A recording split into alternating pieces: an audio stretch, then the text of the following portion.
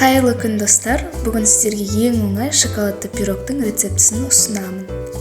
Оның ортасына жеміс-жидектер, шоколад немесе орех салсаңыздар болады. Егер ештеңе ұнатпайтын болсаңыздар, салмасыз да дайындай беруге болады.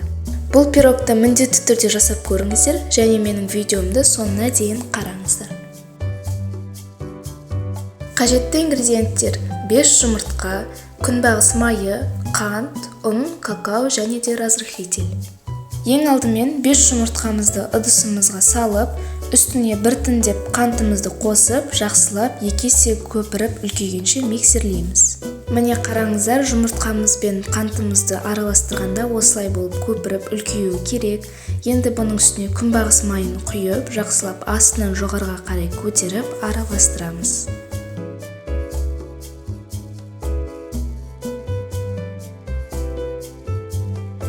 Енді ұн, какао, разрыхлитель үшеуін жақсылап араластырып алып, міндетті түрде сита арқылы жұмыртқалы массамызға енгіземіз. Ең алдымен ұнымыздан 1-2 қасық саламыз, содан кейін қалған ұнды 3 бөлікке бөліп, бір бөліктен салып жақсылап араластырып тұрамыз. Ұнның бәрін бірден салуға болмайды, себебі жұмыртқамыз отырып кетуі мүмкін.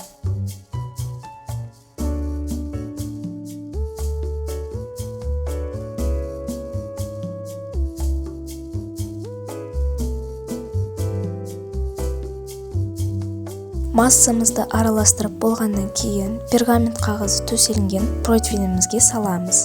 Міндетті түрде духовканы қыздырып қою қажет. 180 градуста қызып тұрған духовкаға 15-30 минут аралығында пісіреміз.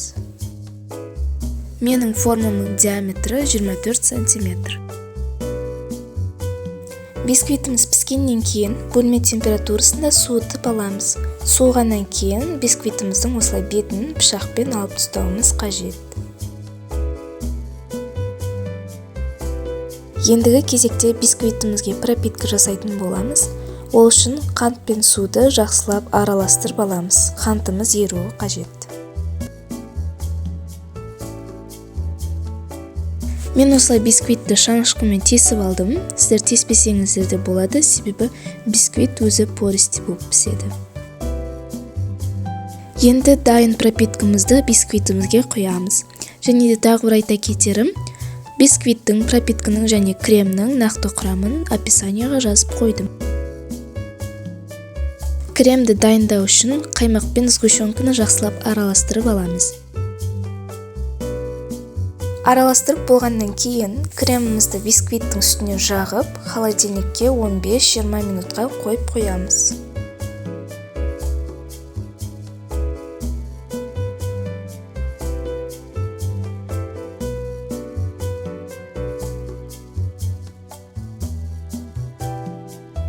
Міне мен холодильниктен алдым, мен 15 минут ұстаған болатынмын.